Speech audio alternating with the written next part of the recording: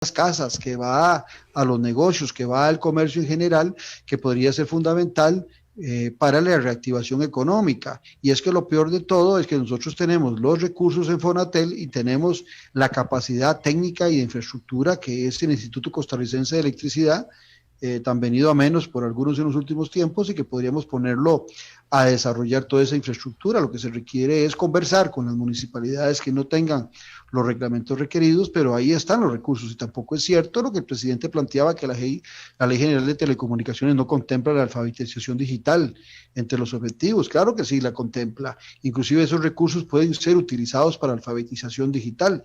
Esto recuerdo que don Edwin Estrada, ex viceministro de Ciencia y Tecnología del presidente Alvarado en los 2 primeros años, y de Luis Guillermo Solís, me lo ha hecho de conocimiento de que sí existe toda esa posibilidad de esos recursos. Entonces, aquí hay contradicciones en las cuales el presidente nos lleva, por supuesto, que a un imaginario que no estamos viviendo, ¿verdad? Hablar de una reactivación económica cuando llevamos 9 meses o más de recesión en este país, pues no sé a quién está mandando el mensaje, puesto que no Claudia Alpizar, sino los economistas reconocidos y buenos que hay en este país, pues saben muy bien que la recesión que ha estado viviendo el país sigue galopante, no se ve a corto plazo que disminuya, y mucho menos retomar la confianza para que inversionistas nacionales, internacionales, eh, se agreguen a esa reactivación económica, va a costar. Por ejemplo, lo que han venido viviendo el sector turismo, que como vos lo sabés, es uno de los sectores más fuertes, más poderosos, que cerró el 2019 con 3.150.000 turistas.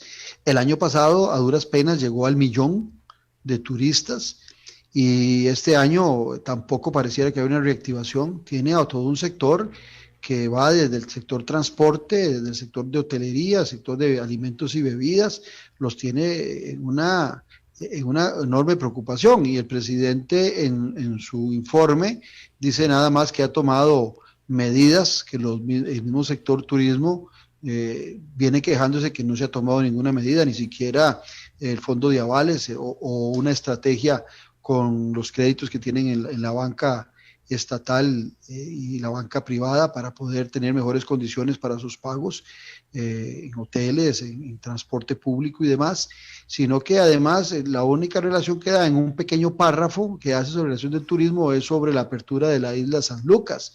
O sea, yo siento que el presidente, en lugar de llamar la atención en una forma crítica, constructiva, de sumar a la gente a la crisis que estamos viviendo, trató de disimular con números muy manipulados la situación que está viviendo el país.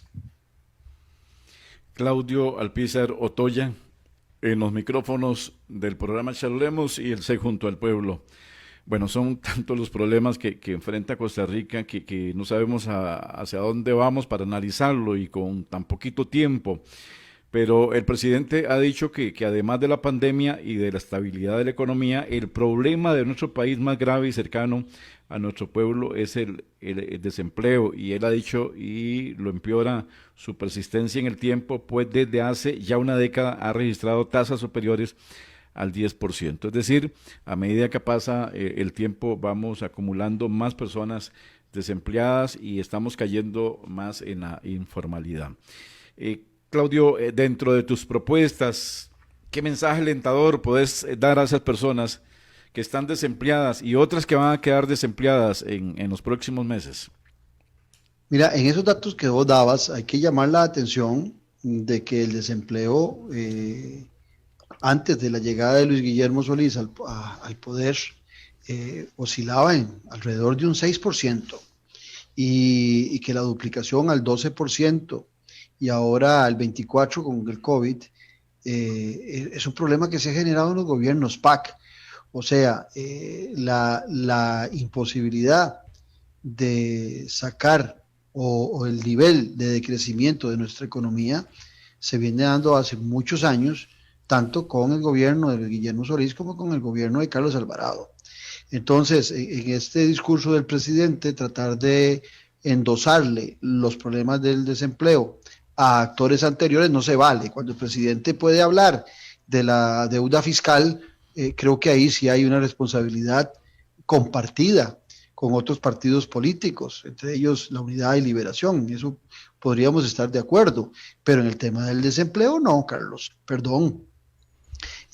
Si mal no recuerdo, tengo que revisar ese dato, pero estoy seguro que es alrededor de un 6%.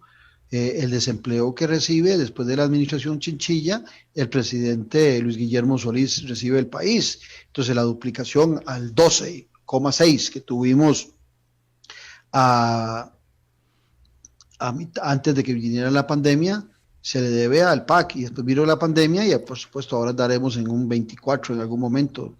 Dicen algunos que 22, el presidente dice que 18. La verdad es que cualquiera de esas cifras es extraordinariamente grande. Ahora, el tema del empleo, para desgracia, al costarricense hay que hablarle con claridad. En campaña algunos son muy disparados a crearle falsas expectativas a los costarricenses. Un desempleo de un 18, de un 20, de un 24% no desaparece de la noche a la mañana, y mucho menos cuando analizamos la gente que está empleada, que muchos están empleados y se les suma como que tienen trabajo porque están trabajando cuarto tiempo o medio tiempo, y muchos de ellos en labores de la informalidad. Entonces el tema del empleo es mucho más, no solamente tiene niveles estructurales, sino niveles inimaginables de dificultad para reactivarlo. Y como decía antes, sin querer ser ave de mal agüero, yo no veo, y así lo ha estado estableciendo durante los últimos años, en la Escuela de Estadística con la Universidad de Costa Rica, cuando saca los estudios de la confianza del consumidor, yo no veo posibilidades de que la confianza del consumidor pueda reactivar pronto la economía costarricense en un gobierno que no tiene ninguna confianza.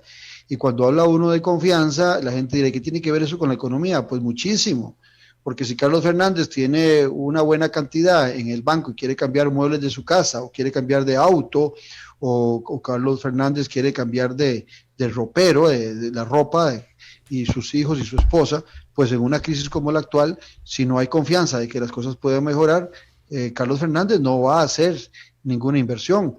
Igual funciona para todos aquellos que quieran crear un negocio y gestar nuevos empleos. Se detienen, el dinero está ahí, estará en el banco, estará debajo del colchón, pero el dinero ocupa una gran capacidad de confianza de los gobernantes para que ese dinero salga y empiece a circular. Y cuando el dinero empiece a circular, pues seguramente todos aquellos que tienen empresas se verán obligados por el alto consumo o por las necesidades de mayor producción de contratar a nuevos trabajadores, a nuevos colaboradores, pero no funciona al revés. Si no hay confianza, no se reactiva la economía, no hay nuevas inversiones empresariales y comerciales, no va a haber nuevos empleos porque no hay un consumo de los costarricenses en general.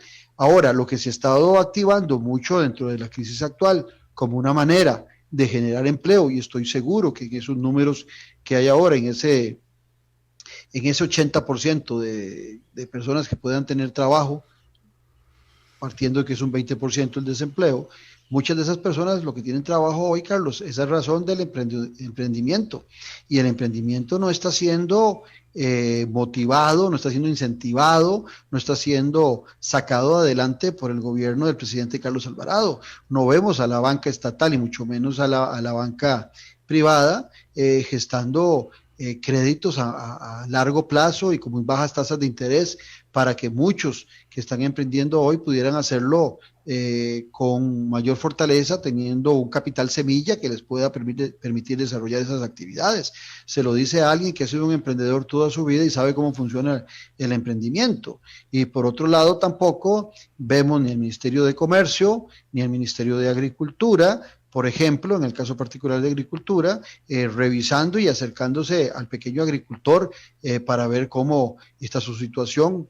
El pequeño agricultor no solamente está ajetreado y preocupado por el poco acceso a los créditos, sino también por la incapacidad o por el desconocimiento que tienen ellos de gestar un plan de negocios que sea lucrativo y sobre todo la comercialización de sus productos. En estos momentos, tanto en agricultura como en comercio en general, requerimos un Estado que sea más proactivo. El hecho de que tengamos hoy una buena cantidad de proyectos de construcción de otros gobiernos que se lograron arrancar en el actual